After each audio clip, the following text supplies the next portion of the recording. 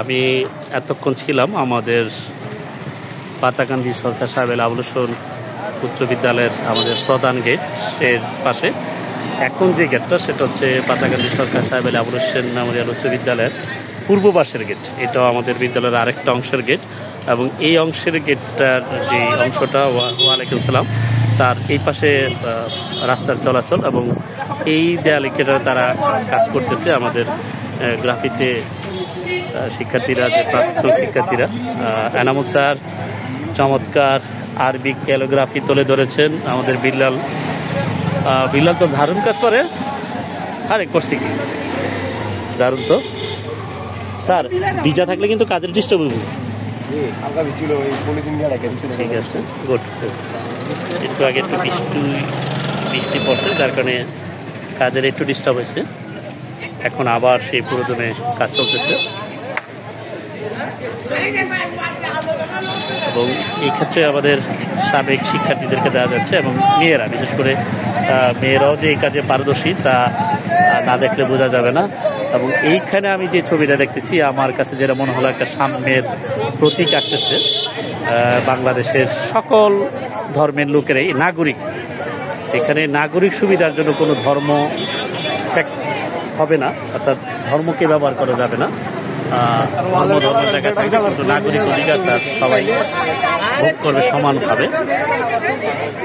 এই ক্ষেত্রে সংখ্যালঘু বা সংখ্যাগরিষ্ঠ এই ধরনের শব্দ বলাটা সাংবিধানিকভাবে লঙ্ঘন মনে করি আমি, কারণ সবাই এই দেশে নাগরিক।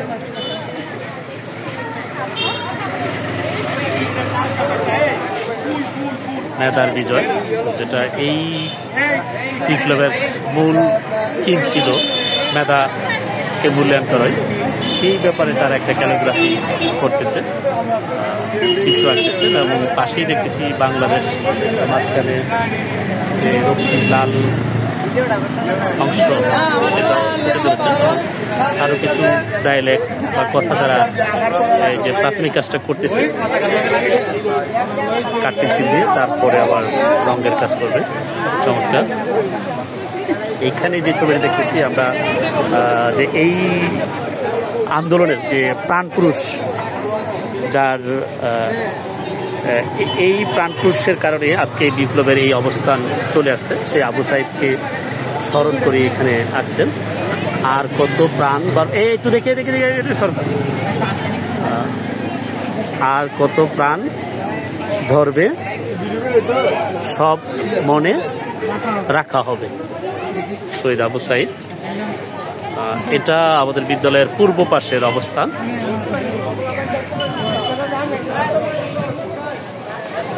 বিজয় 2024 তো একটা চমৎকার ছবি, যে নতুন সূর্য বা নতুন পতাকা। অনেক ভালো, অনেক ভালো। তোমরা যে এত সুন্দর কাজ করো এটা তো আগে জানতাম না। চমৎকার। এই লেখার প্রাথমিক কাজগুলো প্রয়োজন বোধে এনামুল স্যারের দিয়ে করায়।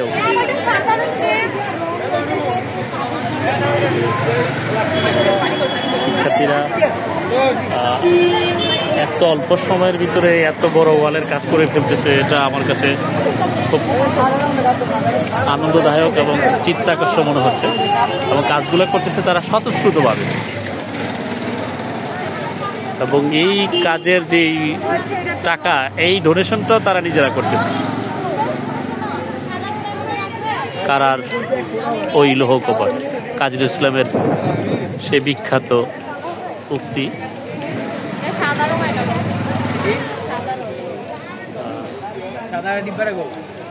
আবু সাইদের পাশাপাশি আরেকটা নাম যে সবচেয়ে বেশি উদীয়মান, সেটা হচ্ছে মুগ্ধ। মুগ্ধ মরার আগ পর্যন্ত উনি মানুষকে পানি বিতরণের জন্য ব্যস্ত ছিল, এবং যতটুকু মিডিয়ার মাধ্যমে জানা যায়, সে মরার পূর্ব মুহূর্ত পর্যন্ত মানুষকে পানি বিতরণের জন্য ব্যস্ত ছিল। আমরা সেই মুগ্ধর ছবিও এখানে দেখব। এবং এই অংশে যেটা দেখতেছি আবারও ঠিক একই চিত্র মনে হচ্ছে আমার কাছে, এখনো পরিপূর্ণ প্রকাশ পায়নি।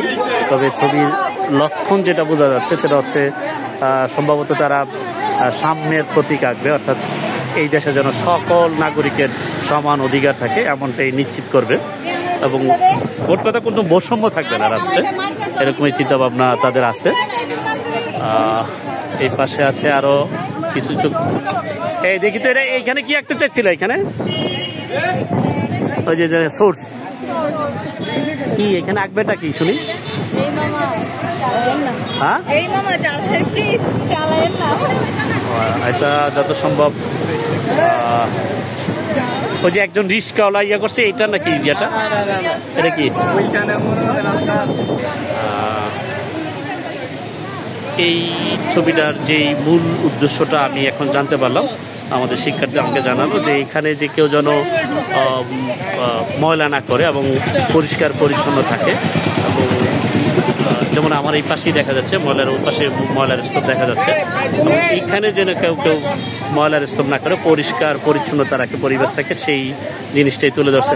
তুমি বলো এটা কি বলতে চাইছিলা, যে এটার উদ্দেশ্যটা কি ছবিটার বলো?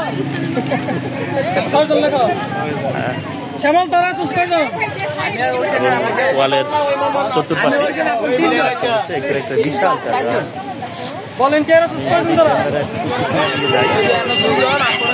পিছনের দিকে যাই আমি, কর্মযজ্ঞ চলছে, এখান থেকে হয়তো কিছুটা দেখা যাবে।